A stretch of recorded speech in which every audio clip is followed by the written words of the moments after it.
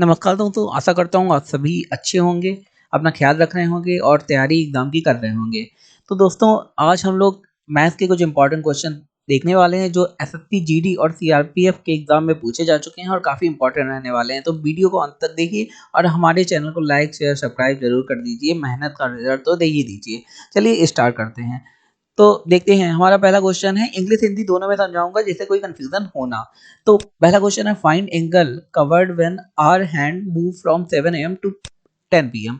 तो जब घंटे की सुई सुबह 7 बजे से दोपहर 10 बजे तक चलती है तो ढका हुआ कोण ज्ञात कीजिए। तो ढका हुआ कोण ज्ञात करना है। तो देखिए, घंटे की सुई की बात करी गई है तो मैं यहाँ पे आपको सीधे बना के ही दिखा देता हूँ कि सुबह 7 बजे से चली है और कहाँ तक चली है, दोपहर के 10 बजे तक चली है। अब देखो, दोपहर का 10 नहीं बजता, लेकिन इन्होंने लिखा हुआ है क्वेश्चन के एग्जाम के अकॉर्डिंग मैं बता रहा हूँ। तो चलिए मान लिया दोपहर के 10 बजे तक चली है, तो ये कितना का कोण बन गया ये पूछा गया है। तो उसमें एक मैं एग्जांपल यहाँ पे आपको देता हूँ। अगर घड़ी की सुई 6 पे है और एक सुई 3 पे है तो यहाँ पे आपको समझ में आ रहा होगा कि 90 डिग्री का कोण बन रहा है, 90 डिग्री का। अंतर कितने घंटे का, 1 2 3। ठीक है, तो यहाँ पे भी आप देख सकते हैं 1 2 3 ही का अंतर है। तो यहाँ पे भी कोण कितने का बनेगा, 90 डिग्री का। बस आपको घुमाने के लिए 6 की जगह 7 और 9 की जगह 10 कर दिया गया है, जिससे बच्चे थोड़ा कंफ्यूज हो जाएं। लेकिन इसमें कंफ्यूज होने की कोई बात नहीं, आप काउंट कर लीजिए फिंगर में कि कितने का अंतर है और तुरंत टिक लगाइए। आपको बिल्कुल कैलकुलेशन करने की जरूरत नहीं है। सेकंड क्वेश्चन देखते हैं, यदि किसी वर्ग की भुजा 2 गुनी कर दी जाए तो उसका क्षेत्रफल आपको ज्ञात करना है। ये वर्ग की भुजा है, अगर इसे 2 गुनी कर दी जाए तो आपको क्षेत्रफल ज्ञात करना है, कितना आएगा। अच्छा, वर्ग क्या होता है, वर्ग में चारों भुजाएं बराबर होती हैं। ठीक है, तो हम लोगों ने एक छोटा एक बड़ा वर्ग लिया है। तो इस छोटे वर्ग की भुजा है 3, मतलब 3 एक साइड की है तो चारों साइड की 3 होगी और इसकी है 6, मतलब चारों साइड की 6 होगी। अब क्षेत्रफल वर्ग का कैसे ज्ञात करते हैं, भुजा इंटू भुजा, भुजा गुणा भुजा। तो 3 तिया कितना होता है, 9। आप तुरंत करिए, आप कोई भी एग्जांपल मान लीजिए, किसी भी नंबर का एग्जांपल मान लीजिए और तुरंत अपने दिमाग में करिए, तुरंत आंसर आएगा। यहाँ पे 6, 6 और 6 का गुणा करेंगे तो यहाँ पे 36 आएगा। अब बताइए कितने गुना बढ़ गया ये। अब ये निकालने के लिए कि कितने गुना बढ़ गया, हम लोग 36 को 9 से भाग कर देंगे। 9 चौकू 36, मतलब 36 में 9 4 बार 9 आता है। तो कितने गुना बढ़ गया, 4 गुना होता है। 2 गुना अपना समझ लीजिएगा, थोड़ा कैलकुलेशन करके ही आंसर लगाइएगा। आगे देखते हैं क्वेश्चन, कोई धनराशि सरल ब्याज पर 20 वर्षों में 2 गुना हो जाता है, कितने वर्ष में वह 4 गुना हो जाएगी। तो अगर कोई धनराशि, सपोज करिए, मान लीजिए कि कोई धनराशि है 100 रुपए, वो जब आप जमा करते हैं तो वो जीरो माना जाता है वर्ष। 20 वर्ष में क्या होता है, वो 100 रुपए 200 हो जाता है। तो पूछा गया है कितने वर्ष में वो 4 गुना हो जाएगी। 100 का 4 गुना क्या होता है, 400 रुपए। 20 वर्ष में डबल हो रहा है तो 40 वर्ष में 3 गुना हो जाएगा और 60 वर्ष में 4 गुना हो जाएगा। तो 20 प्लस 20 प्लस 20, 60 60 साल में वो कितने गुना हो जाएगा, 4 गुना हो जाएगा। तो हमारा आंसर हो जाएगा 60 वर्षों में वो 4 गुना हो जाएगा। नंबर हम लोगों ने छोटे लिए क्योंकि छोटे नंबर से आपको आंसर निकालने से मतलब है, नंबर कोई भी लिया जाए। आगे देखते हैं, एक क्वेश्चन दिया है, किसी संख्या का 35% मिलने के लिए उस संख्या को किससे गुणा किया जाना चाहिए। आपको, अगर आपको किसी कोई संख्या दी है उसका 35% निकालना है आपको, तो उस संख्या को किस चीज से गुणा करते हैं। अरे सिंपल सी बात है, अगर कोई संख्या है और उसका आपको 35% निकालना है तो फिर आप उस संख्या से 35/100 कर देते हैं, मतलब 35/100 कर देते हैं। अगर मान लीजिए एक कोई संख्या है और संख्या मान लो, कोई संख्या मान लीजिए अपना 112 मान लीजिए, 112 है और इसका हम लोगों को 35% निकालना है। तो सबसे पहले हम लोग क्या करेंगे, सबसे पहले हम लोग इसमें गुणा करेंगे। और किससे गुणा करेंगे हम लोग, क्योंकि 35% निकालना है तो 35 बटा क्या कर देंगे, 100। ठीक है, 35% लिखा है ना, जहां परसेंट लिखा होता है वहां बटा 100 लग जाता है, परसेंट हट के। तो जो भी संख्या दी गई हो वो लिखेंगे और जितना परसेंट निकालना है वो लिख देंगे, डिवाइड कर देंगे, भाग कर देंगे, आंसर आ जाएगा आपका कि यहाँ पे आंसर आया है 7/20। ठीक है, सिंपल है। अच्छा, यहाँ पे अगर कोई संख्या दी होती तो बात अलग थी, यहाँ पे कोई संख्या नहीं दी गई है।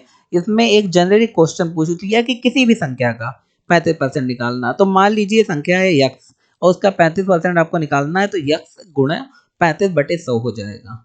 35/100 में 35 से 100 का भाग दे देंगे। यहाँ पे 35 को 100 का भाग देंगे तो हम लोग क्या करेंगे, 5 से भाग दे देंगे दोनों का। 5 सते 35 हो जाता है और यहाँ पे 5 का जब 100 में करेंगे तो 5 दूनी 10 और यहाँ पे 0 आ जाएगा। सिंपल सा है।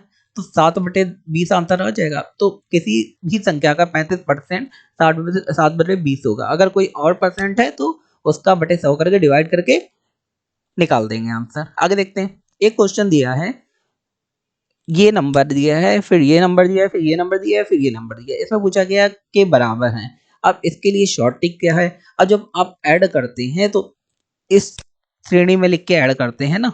तो अगर मान लो सपोज करो इन 4 नंबरों को इस श्रेणी में लिख दिया। अब सबसे पहले ये वाले नंबर जोड़े जाएंगे, ये सबसे लास्ट वाले। तो अपने मन में सबसे लास्ट वाला जोड़ लीजिए। 6 4 10 होता है और 10 3 13। तो सबसे लास्ट में 3 आएगा और हातिल 1 लग जाएगा। तो ये वाला पहले ही हम लोग निकाल देंगे। अब दूसरे वाले नंबर लेते हैं। 6 4 10 और 11, 11 6 17। ठीक है, आ गया। और 17 का यहाँ पे 1 हासिल था तो यहाँ हो गया 8, 18। अब फिर भी 1 हासिल निकल रहा है तो यहाँ पे 18 हो गया। 8 यहाँ पे सेकंड नंबर पे आ रहा है। अब भी 3 दावेदार हैं आंसर के। एक तो ये क्योंकि तीनों में 8 आ रहा है। अब देखते हैं, हासिल अब भी 1 लगा। अब तीसरा नंबर लेते हैं। 3 1 4 हो गया। 4 4 8 और 8 का हम लोग करेंगे 5 में 13 हो जाएगा और ये 14। तो यहाँ पे 4 आ गया, हासिल 1 चला गया यहाँ पे। अब एक नंबर और बचा है यहाँ पे तो उसका भी ले लेते हैं। तो ये यहाँ पे 7 और 1 कितना हो जाएगा, 8।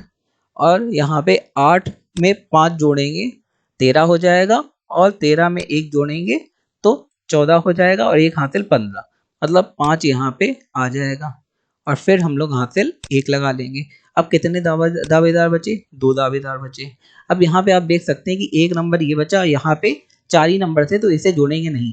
तो जिसमें भी 5वां नंबर होगा मतलब ये होगा उसे जोड़ेंगे। तो 1 यहाँ पे 3 मतलब 4 और 4 दूनी 8, 8 में 1 जोड़ा तो 9, यहाँ पे 9 आ गया। अब भी 2 दावेदार बचे हुए हैं।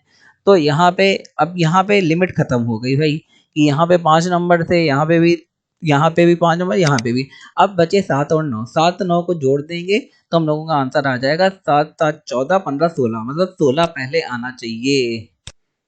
तो कौन सा आंसर सही हो गया, ये वाला आंसर हमारा सही हो गया क्योंकि ये तो पहले ही दावेदारी से हट चुका था। तो ये सिंपल सा ट्रिक है, आपको एग्जाम में करेंगे तो जल्दी जल्दी हो जाएगा। अभी मैं समझाने के लिए धीमे धीमे आपसे करवा रहा हूँ।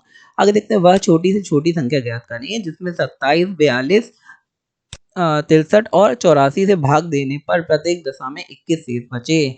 तो ऐसी संख्या ज्ञात करनी है छोटी से छोटी जिसका भाग दें इन सब में और बच जाए 21 हमारा। तो ये कैसे निकालेंगे, ये आप सभी को पता होगा। अगर ऐसी संख्या निकालनी है तो जितने भी नंबर दिए होते हैं उन सबका हम लोग लासा निकाल लेते हैं। और लासा अगर कुछ दोस्तों को नहीं पता कैसे निकाला जाता तो ये वाला बचपन में आप लोगों ने पढ़ा होगा।